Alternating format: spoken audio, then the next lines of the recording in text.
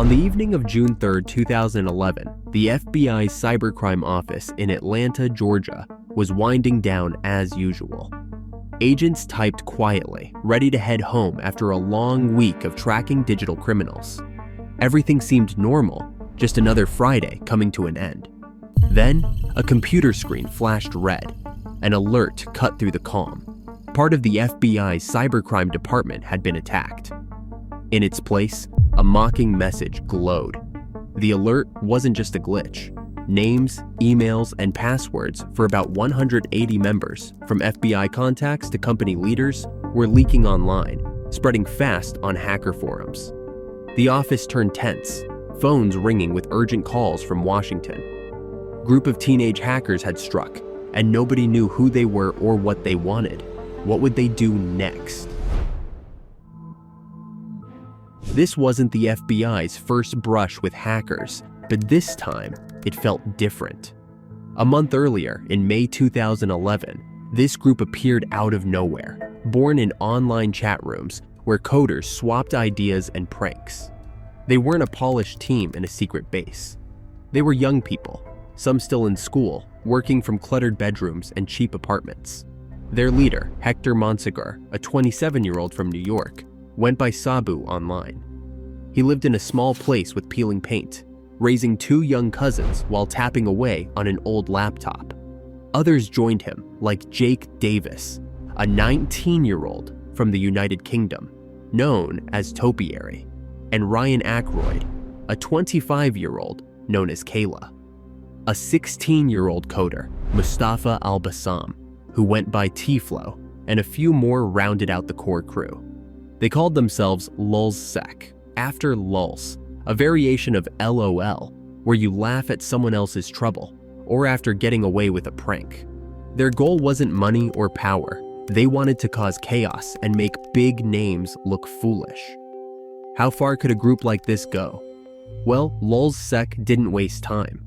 Starting in May 2011, they launched a string of attacks that shook the internet. On May 7th, they targeted Fox, a major television network, leaking information from its X Factor show, a popular singing contest. The leak wasn't huge, about 73,000 contestant profiles, but it was bold. It was a jab at a giant company. Weeks later, on May 30th, they hit the public broadcasting service, known as PBS, a network for educational shows.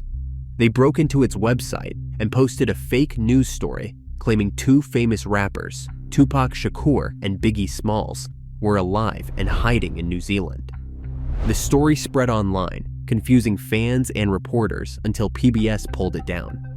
LulzSec announced the prank on Twitter, where their account was gaining thousands of followers. They were just getting started. What else could they pull off? Their next move came on June 2nd, when they attacked Sony Pictures, a major movie company. They got into a database holding details from about 3,700 people who had entered online contests. Names, addresses, and emails spilled onto the internet, leaving Sony embarrassed and scrambling to fix the mess. The company had to warn customers and tighten its systems, an expensive headache. LulzSec didn't stop there. On June 3rd, they struck Atlanta's InfraGard, the attack that jolted the FBI office. They didn't just steal data.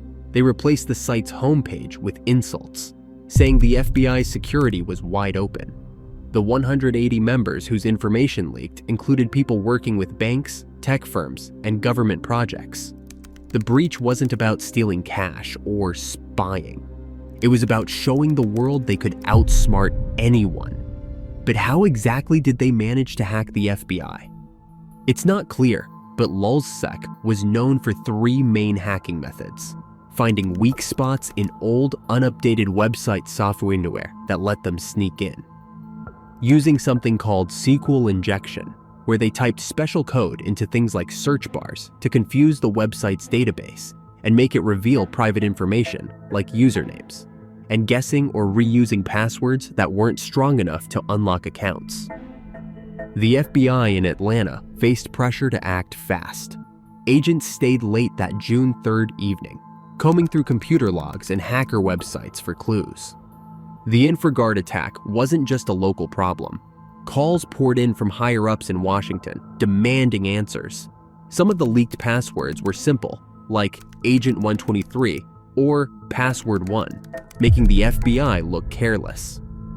LulzSec's Twitter account, now with about 280,000 followers, bragged about the hit, posting the stolen data for anyone to grab. News channels picked up the story, describing a mysterious group that seemed to strike at will.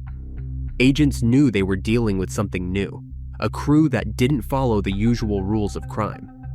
For a while, it seemed like nobody could stop LulzSec. They were bold, unpredictable, and completely untouchable. But there was one thing they didn't expect. The person who would take them down wasn't an FBI agent or a top security expert. It was one of their own. Until then, LulzSec kept moving.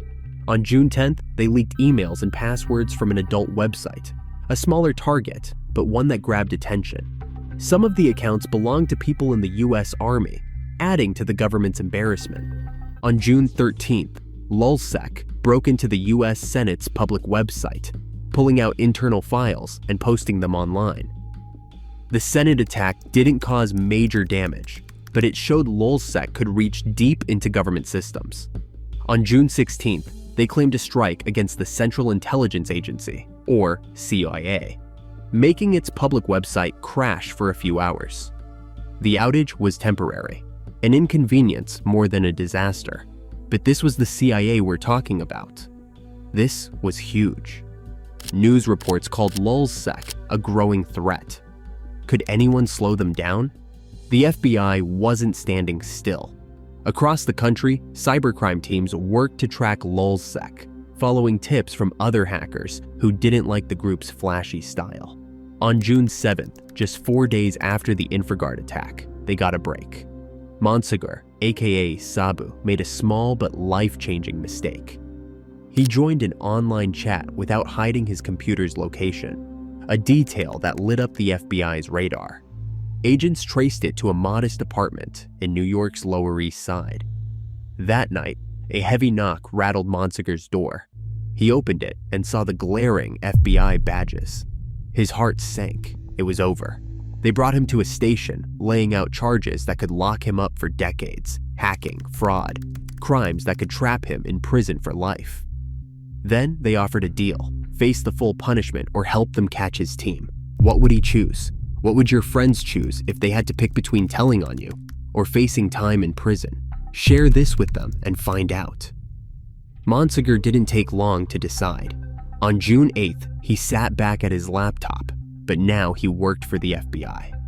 They told him to keep leading LulzSec, acting like nothing was wrong, while they watched every move. He chatted with his crew, suggesting new targets and joking about their wins, all while saving every word for the agents. LulzSec had no idea their leader had switched sides. On June 5th, they hit Nintendo, grabbing files about upcoming games and posting them online. On June 20th, they targeted a British agency, the Serious Organized Crime Agency, knocking its website offline.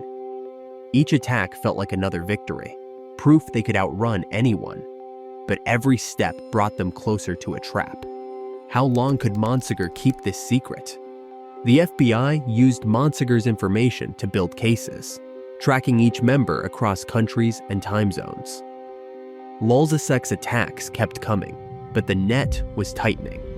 On June 25th, 2011, the group made a surprising move.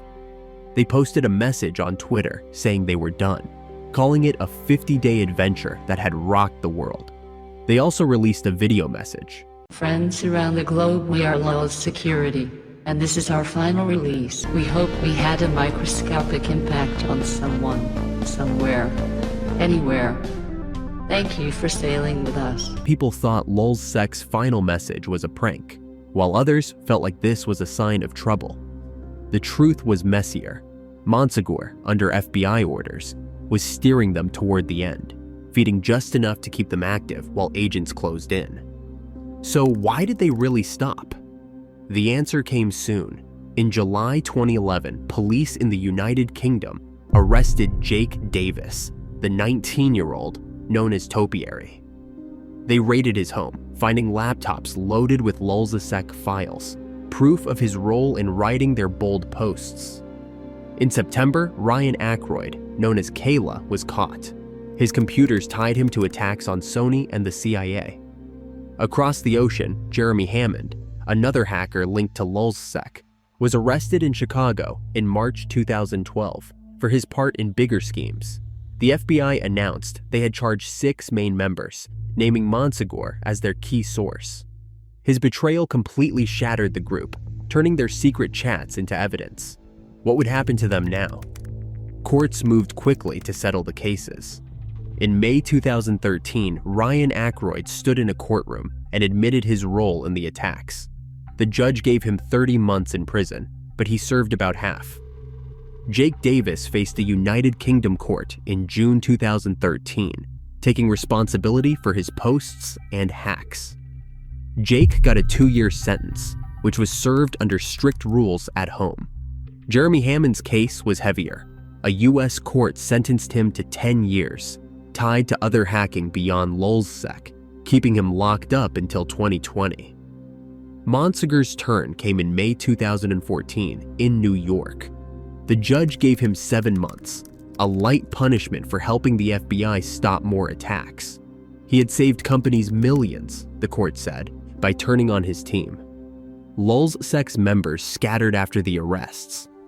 Monsegur left prison in 2014, moving somewhere new, avoiding computers and attention. Jake Davis was out by 2013 and started speaking to companies about staying safe from hacks like his own. Ryan Aykroyd walked free in 2014, turning to a normal life. Jeremy Hammond served his full sentence and was released in 2020.